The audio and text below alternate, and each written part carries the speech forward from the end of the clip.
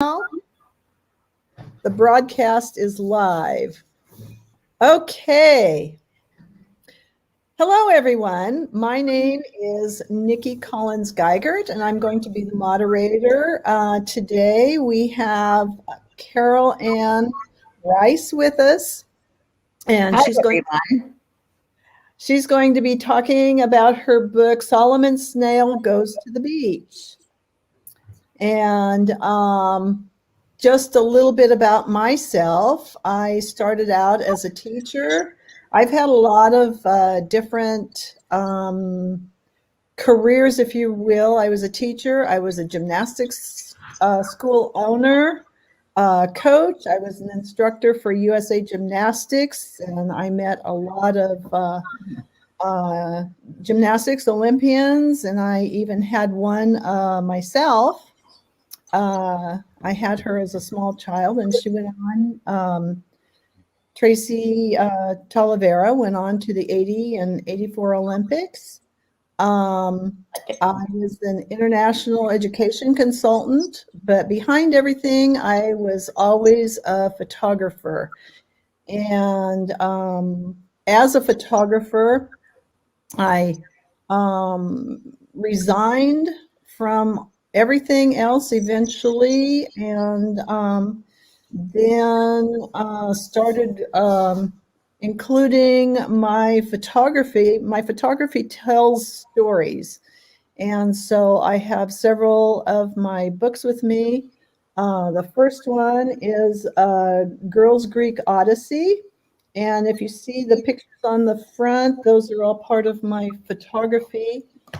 This is a children's book, Who's Yawning Now? And it's all about 44 animals, all that I have photographed yawning.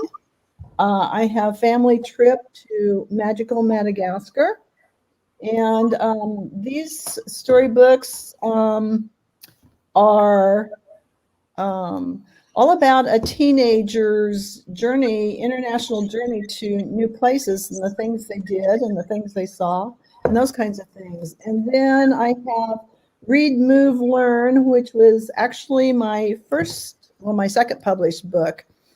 And that's a teacher resource book, and it includes music and movement and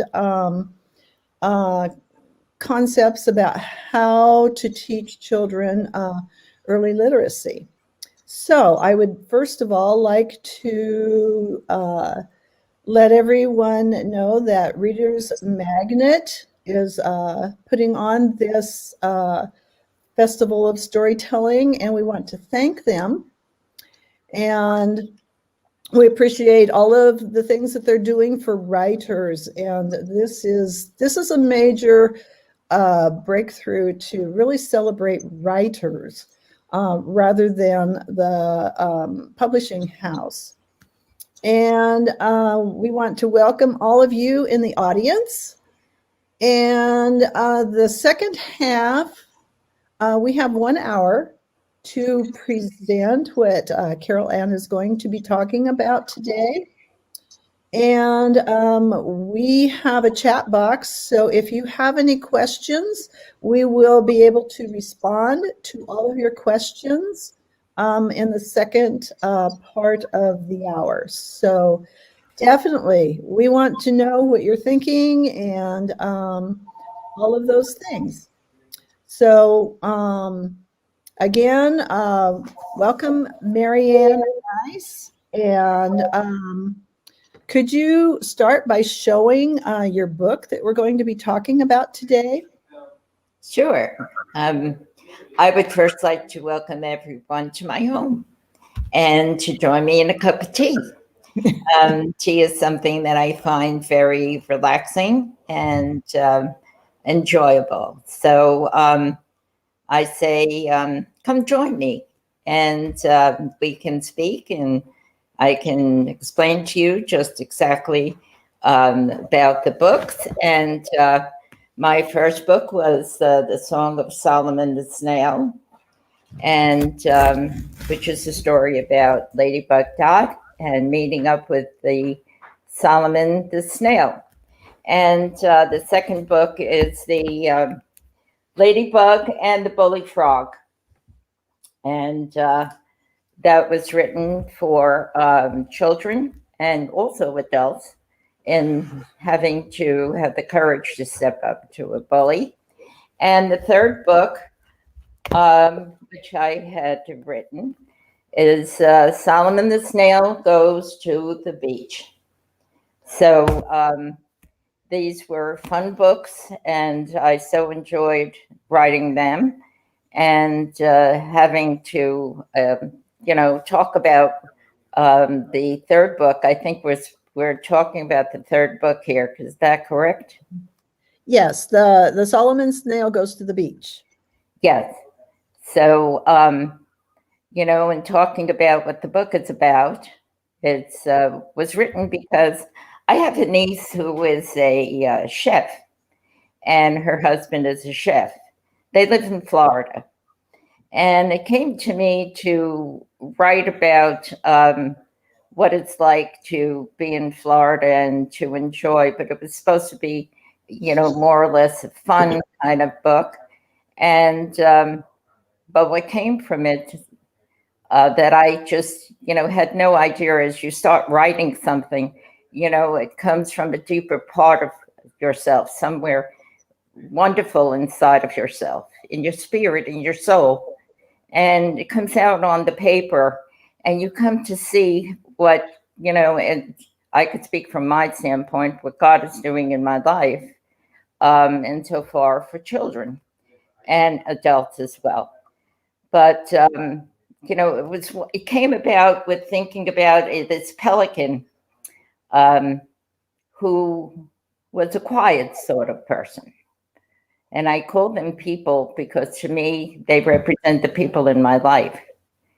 And so this Big Bill the pelican, and he knew there was trouble going on within the story. It talks about troubles and how sometimes we want to avoid all the trouble. We don't want to step up. We don't want to have the courage to be able to, stand up for whatever it is in our life or whatever the circumstances are calling us to. And here is Big Bill, and he is, thinking in terms of this trouble that the Siegel brothers, Buzzy and Speedy Siegel, were creating problems for the characters that would attend this Krabby Shack. And they would, they wanted to come to the Krabby Shack so that they can enjoy company, enjoy being with each other. And, right now with the COVID, it's difficult for us to be able to get together the way we used to and enjoy each other's company and go to the places that we readily would want to go to for, companionship, conversation. So here it is, and I had no idea. It took 2 years to complete this book. And I had no idea that this was going to come about in such a time as this, where, there's so much within the book that speaks about the Siegel brothers creating problems. They just did not know how to say please and thank you. Words that sometimes we forget to say, but very meaningful and shows appreciation and so much more. So here Big Bill is realizing that they can't get together at the Krabby Shack because of the Siegel brothers always interrupting their time with being rude and grabbing food away from the participants, and the Krabby brothers who were the chefs, did not know how to tell the Siegel brothers that they were misbehaving and that they should not do what they're doing and annoying people and creating problems within their little community. So Big Bill makes a decision when he hears about how Solomon the Snail, who's very wise, and may have an answer or two. Mm-hmm. What's needed to change up the situation. Uh-huh. So he goes on a flight, and his flight takes him to where the community on land with the characters in one of the other books. This is like a trilogy, Okay, and how it's all Okay. one book going into another. Okay, Caroleann, Yeah. we're going to leave that right there. And just in case there are some new people that have joined us in the audience, we want to welcome you. My name is Nikki Collins-Geigert, and we today are interviewing Caroleann Rice. And her featured book today is Solomon Snail Goes to the Beach. She has several other books that we're going to talk about in a minute. First of all, Caroleann is a mother of two. She is a grandmother of twin girls. She's a certified chaplain with a certificate in spiritual direction from the Rich and Mercy Institute in Colorado Springs. And she has weekly prayer meetings in her home, and it's called The Women at the Well. She's the author of not only Song of Solomon the Snail, and she's already talked a little bit about Ladybug and the Bully Frog, which are sequels. And she enjoys the process of writing and making characters come to life to share messages of meeting challenges and struggles and basically overcoming them with faith and with prayer.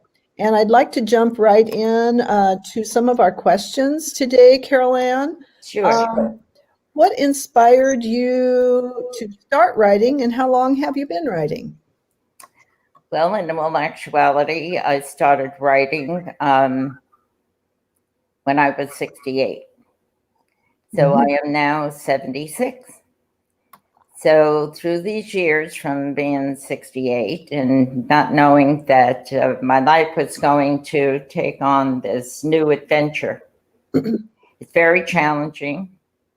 And my first book came about through a painful experience of feeling, emotionally abandoned and feeling rejected.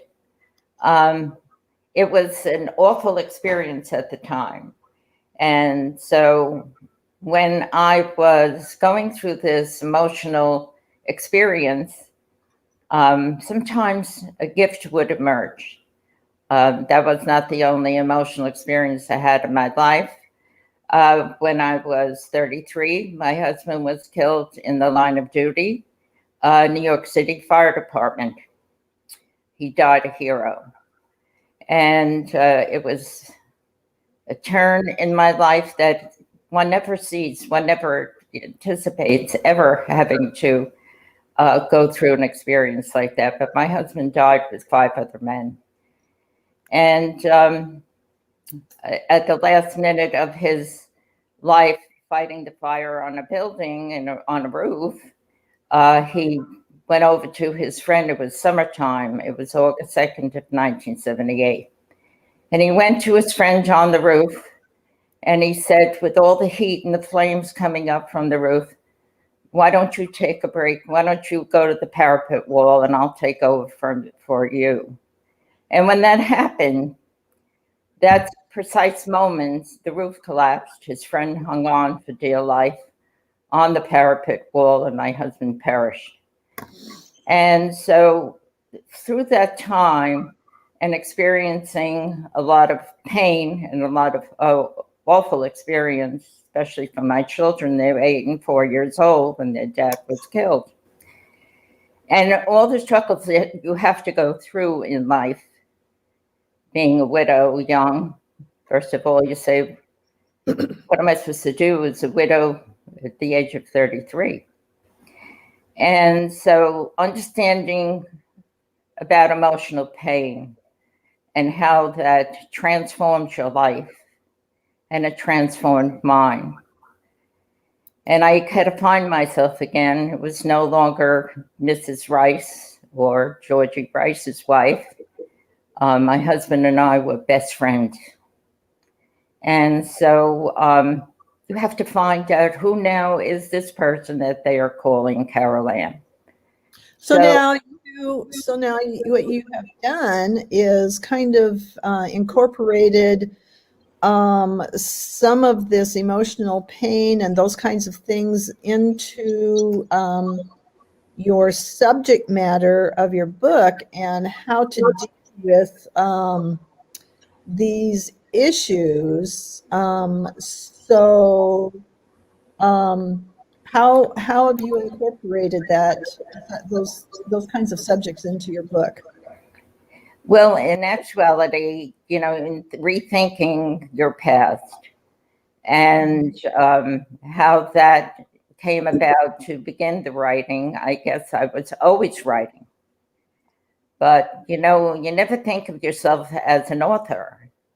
That's like only for some very special people. But on the other hand, God can use anyone in any way to bring about something that he chooses to bring about in the world, especially for times such as this. So it's a culmination of a lot of different parts of your life. And so you start to think in terms of how can what you've experienced, bring it about in a different sort of way so it makes it palatable to people. Mm-hmm. And you start thinking about those experiences and how you went through them and what did you do to go through these experiences. Well, sometimes you had to have the courage. Sometimes you needed to have, have people to help you to get over these circumstances. So at that particular time, when I was 68 and coming through that emotional pain once again, I just sat down and I wept. And I cried for such a long time in order to be able to make sense about what's going on here. And so crying out to God, I asked God, what is going on in my life? And so out of this pain, bearing children and giving birth to children after 9 months, you have a wonderful gift in your arms. You have a child. But sometimes with emotional pain, you can't think of a gift, but God is always ready to give a gift.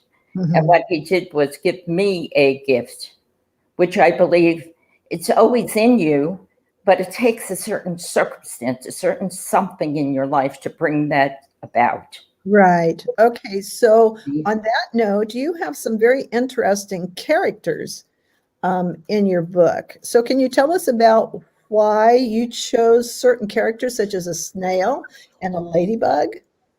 The snail came about in my first book.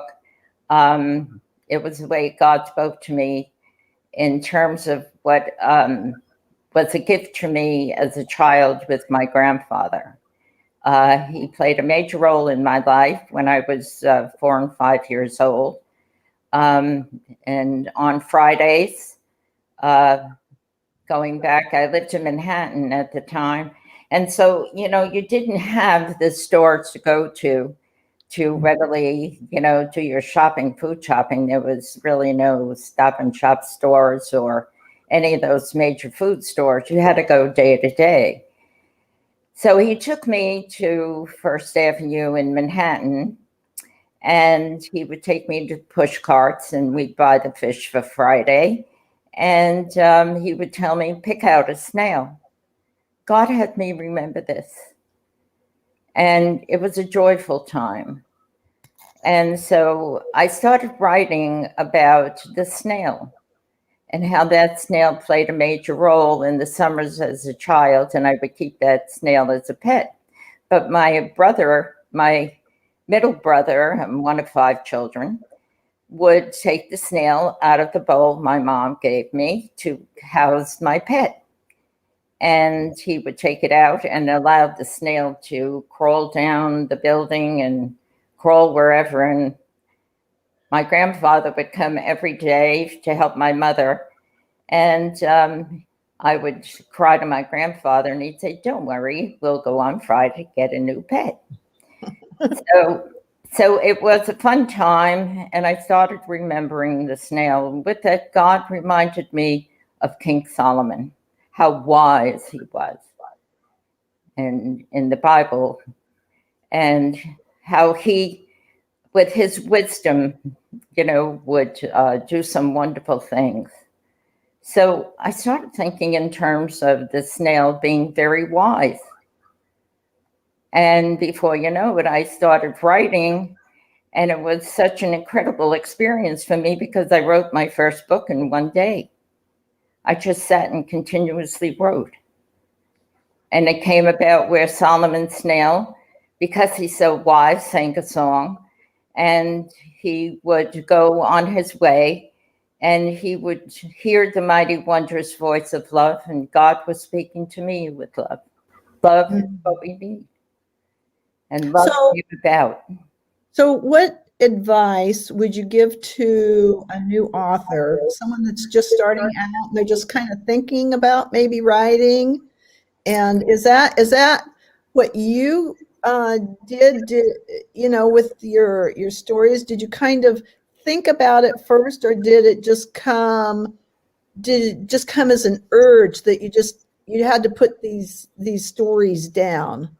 So what advice would you give to a new writer? I can appreciate what you were saying, and I can appreciate how the struggle is. First of all,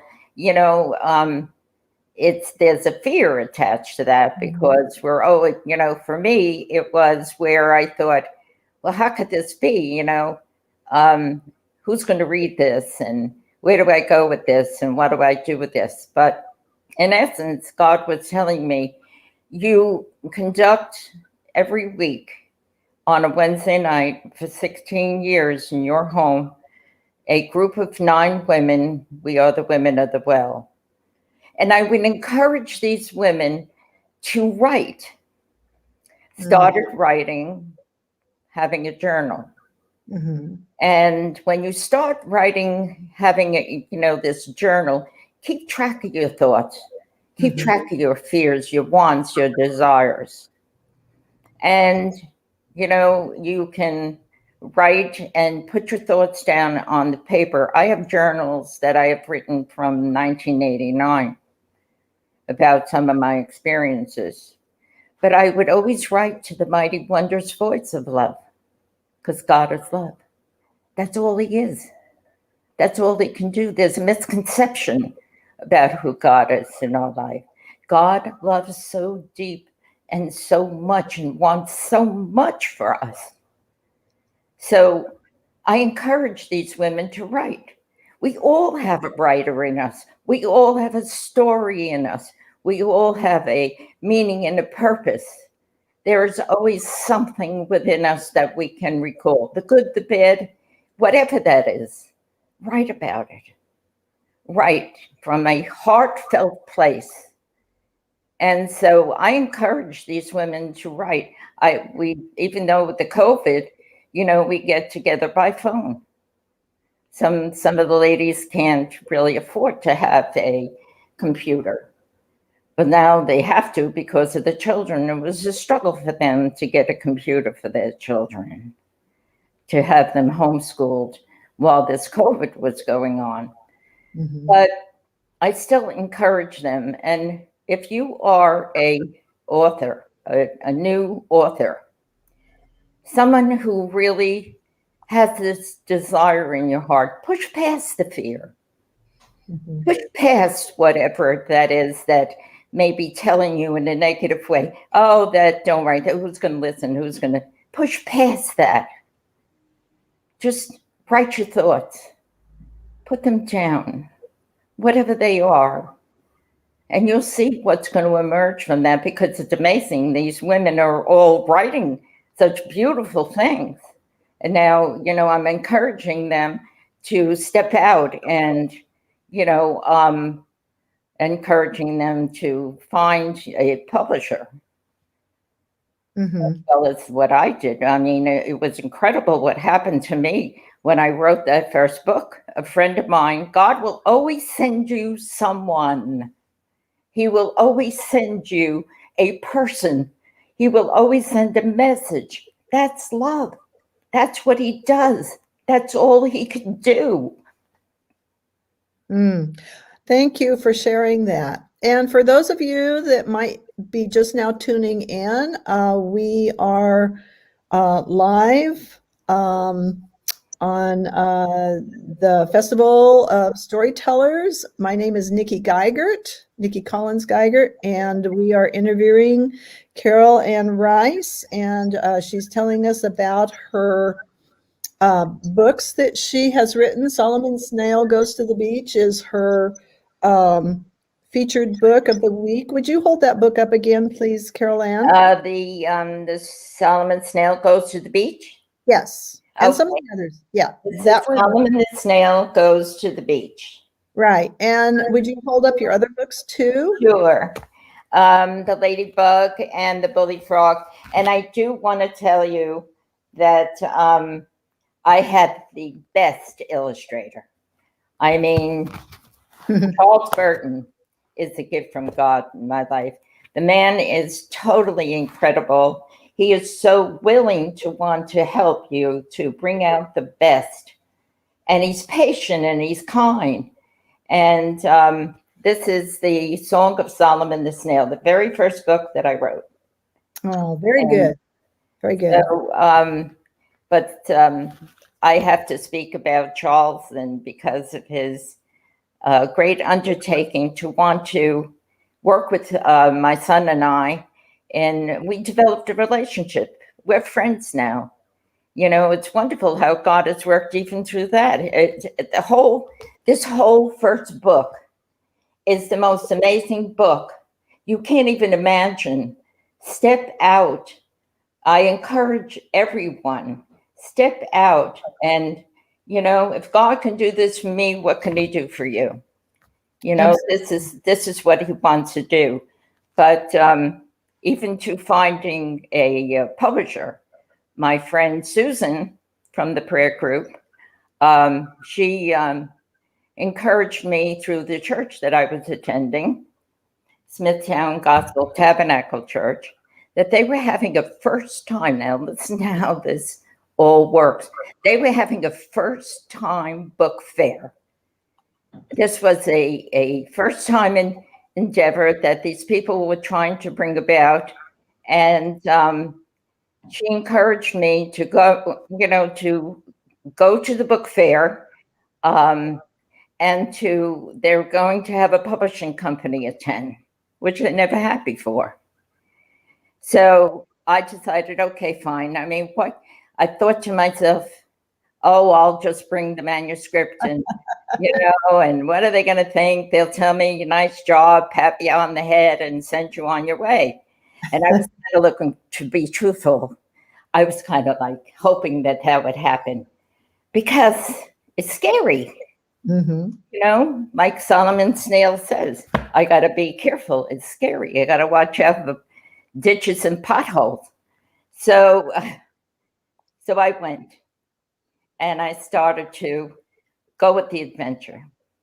And when I came upon this table that had Zulon Press as the Christian publishing company, and I introduced myself, and the owner of the publishing company was there representing the company, and he gave me his name. And he said to me, so what did you write, Caroleann? And I started explaining it to him. And he takes his card out of his wallet. He says, call my secretary tomorrow. He says, tell her that I sent you and that we're going to get you on the road to publishing your book. I was so blown away. I said, God, what are you doing? Am I prepared for this? Are we ever prepared? No. No, we're never prepared, but we'll go with it.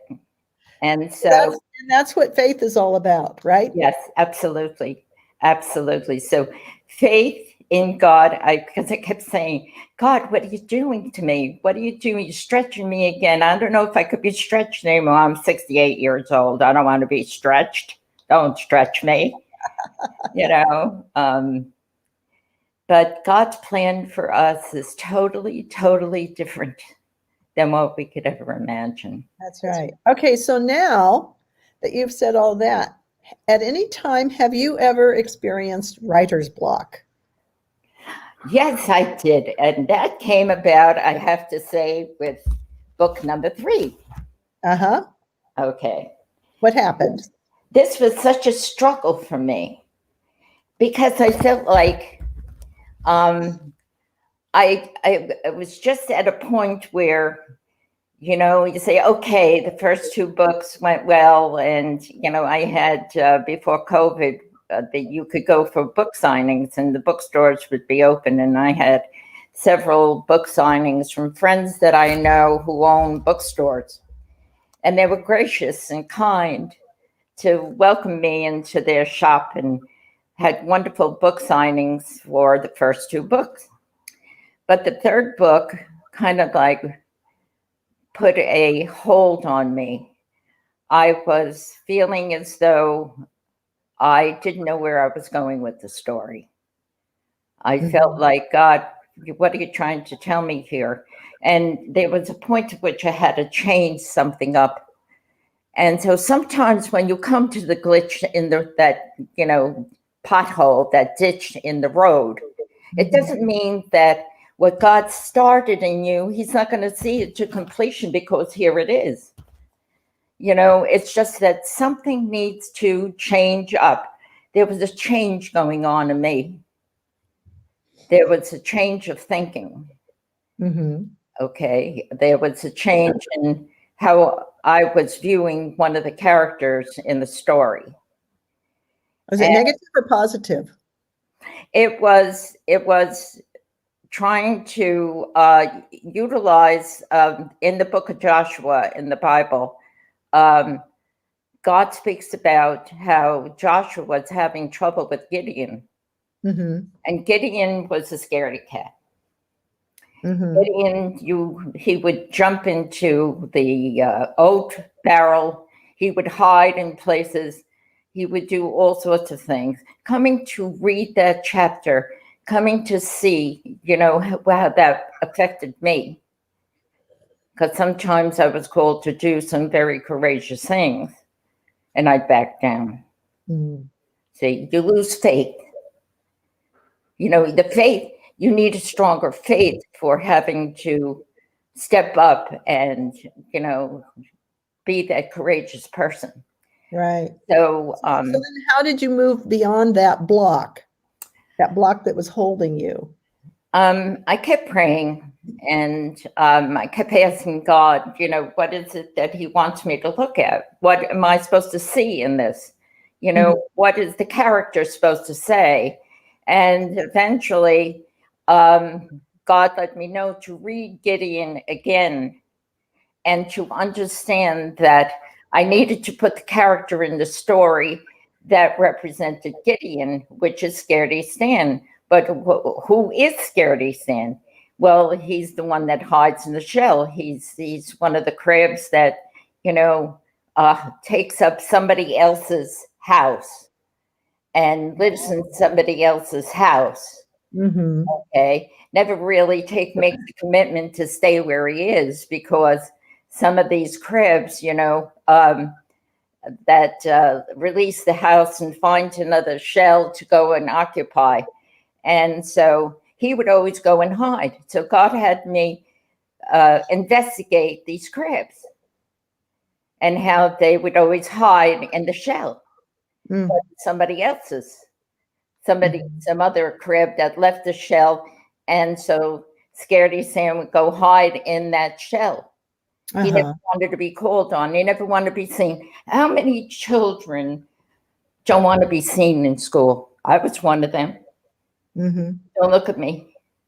I don't want to. I sit in the back of the room. Don't call on me, you know, because you don't think you're good enough. You don't think you're smart enough. So you want to hide in the wall, you know. because you're afraid to be able to shine, show anybody a part of yourself, communicate properly, whatever the issues are for children. So, God wants you to shine. Mm-hmm. He wants you to shine, to bring out the best. There's something incredible inside of yourself. Right.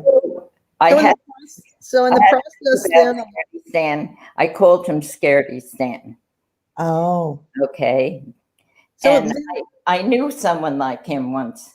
Oh, so then in the process, Caroleann, of writing, in your opinion, what are the most important elements of writing? I think it's to convey a message. There's always a message. Right. Always a message. Any author. I mean, I applaud all the authors that are going through this day, tomorrow. They all have a message. They all have a story. You all have something that you need to bring into the world, because that message is going to remain. These are going to remain. When I'm gone, these are going to remain. Uh-huh. So then what comes first, the plot or the characters? How do you work it all together? I think that in remembering and writing these stories, for me, it was remembering those parts of my life. How can I bring that to a story to children by utilizing characters? So the plot was first. The plot's first. And then you have the characters. Yes, absolutely. So you develop your characters as you go? It's sometimes it just flows. I mean, there were times in writing that, after I went through the writer's block, and it took me, like I said, it took 2 years to write this book. And I had to put it down and pick it up and put it down, and I wasn't sure and I didn't know. But, eventually, when you get to that point where you say, okay, it's a nonstop writing. It's like, that creativity that you have inside of yourself. Now it's trusting in God, that God is going to show you that creative part that he put there a long time ago. And so that creative part of yourself starts to flow again, because I'm asking, I need help. I need help. You have to help me with this, because I don't know where I'm going with this. I mean, it could be endless. There was a part of me that didn't really want to stop.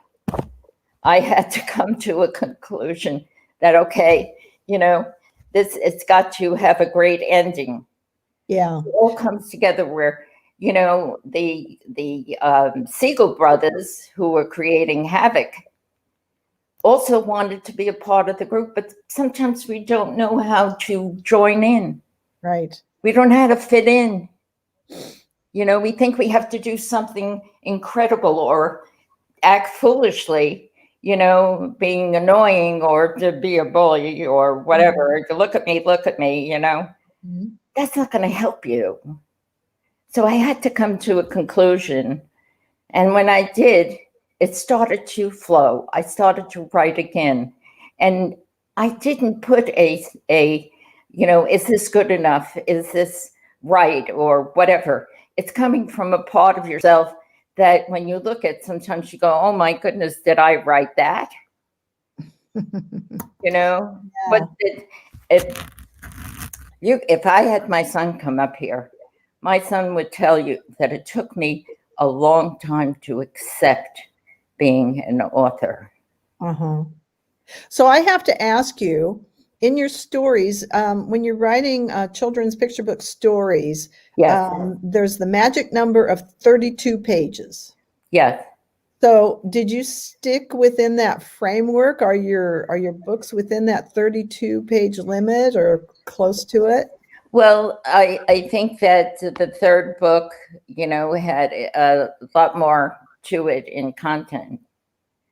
Mm-hmm. Like I said, it was where I just needed to make sense out of what is the message? What am I trying to tell you?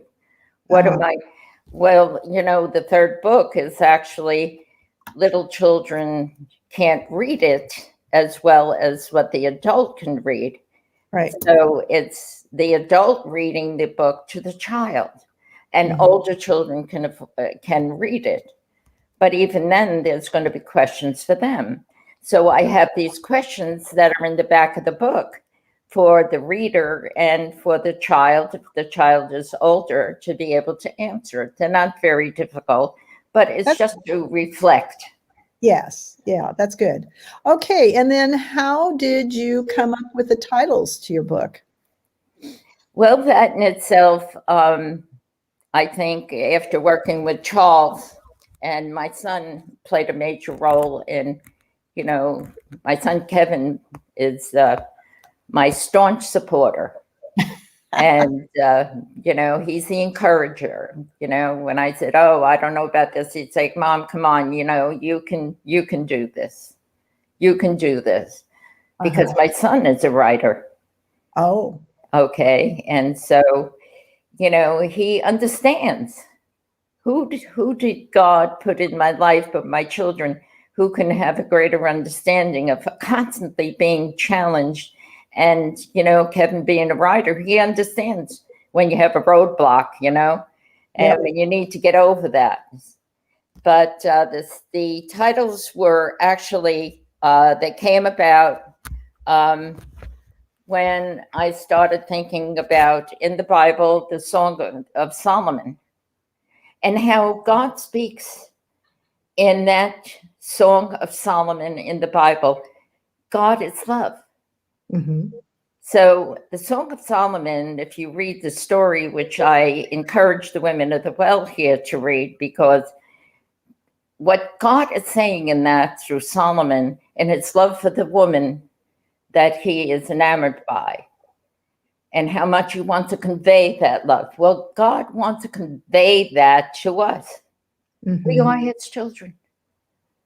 And he wants to convey that. He wants to show his love. He wants to give his love. So in thinking, see, God is so incredible how he brought this all about. God gave me this to do for him. That's so, good. Of course, thinking about Solomon, you think about the Song of Solomon. And so Solomon in the book sings a song. And the song he sings is about how that love within him and what helps him to want to help someone else. Okay, so tell us the little song. I read it. Tell us the little song. The song in here, in this story, the Song of Solomon, the Snail, it speaks about how he goes on his journey. And when he's going, he sings. He sings, right? He sings on his journey. Now, one of the things that I used to love to do was sing. And, as I got older, I started to have a change of voice. So my singing ability started to wane. And so in thinking about Solomon and the wonderful things that he does, one of his favorite things to do is sing. Now, someone had asked me, what is the gift that he gives? What is the gift that Solomon the Snail gives to us?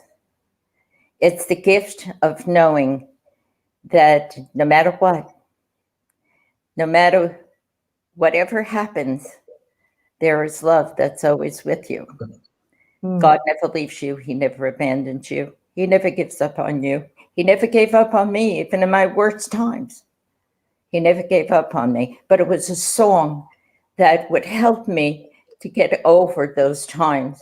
Even singing Christian songs would always remind me, God is there. He's going to help you to get through this. He's going to help you to get over this. You're going to climb this mountain. You're going to help yourself to become stronger.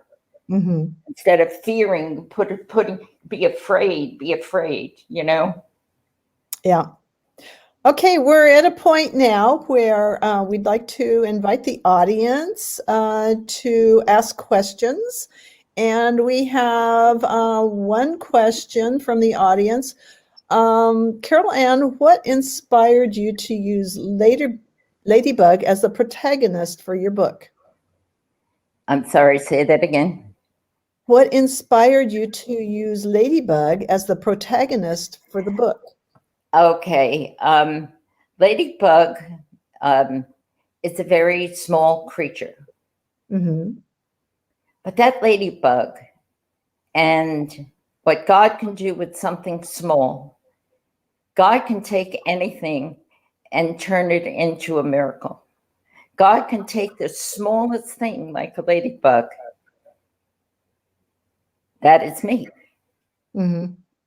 To be able to rise above, to be able to step up, to be able to say truth, your truth, by helping someone else. Mm-hmm. For 9 years, I counseled women and children, women who were struggling to house their children, to provide for their children, and to be able to grow within themselves, to get over their fears, whatever their fears were. It takes a certain amount of courage. It takes us to be able to inspire, to uplift. And so, in thinking about how God took somebody like me, a small person, insignificant, and turned me into someone who can inspire others, who can help.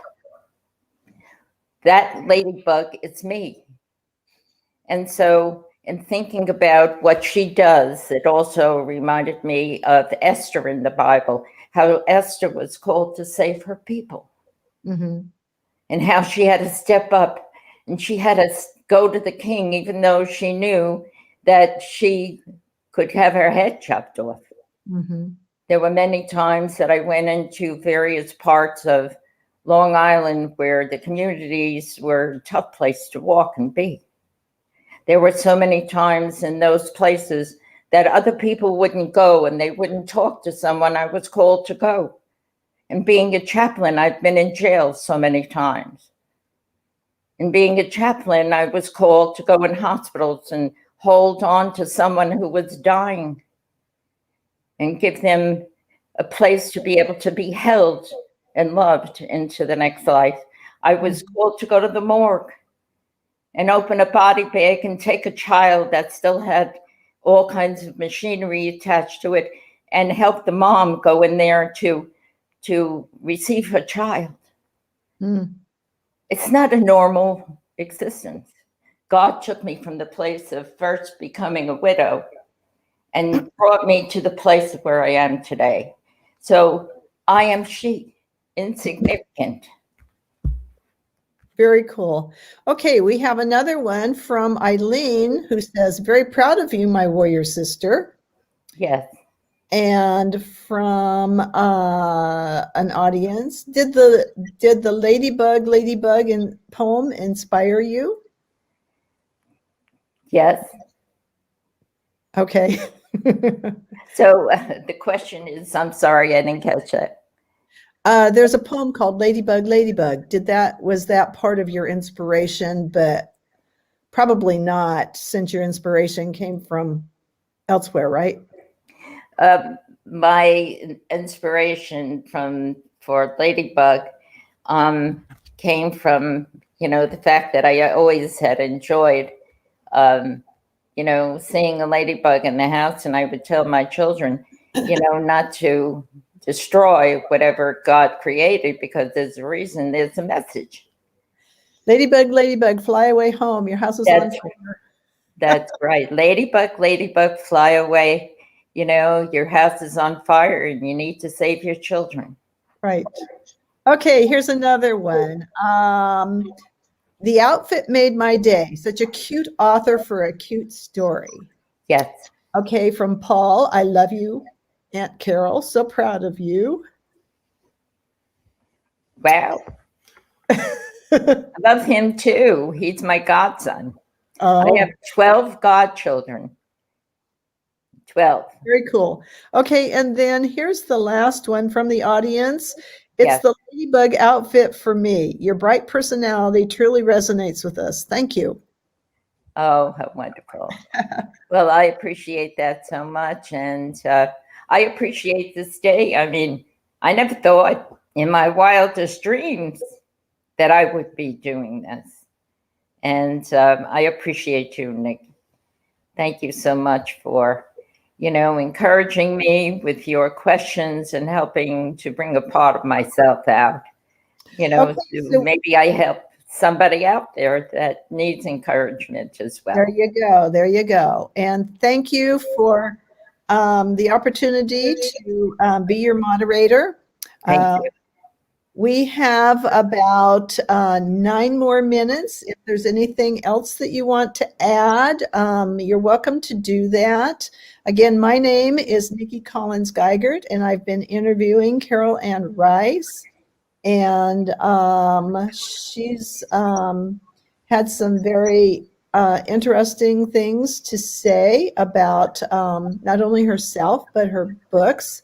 And do you have a website that people can go to? Yes, I do. SolomonTheSnail.com. SolomonTheSnail.com. Correct. And if anyone is interested in my books, again, they are Read, Move, Family Trip to Magical Madagascar and Beyond. Who's Yawning Now? It's photographs of animals that I have photographed for the last 30 years. I've caught yawning, and I'm a world traveler, travel writer. I've been on all 7 continents of the world. This is my latest book, The Girls Greek Odyssey, and my books are seen through the eyes of teenagers and who travel take their first international trip along with myself and my husband.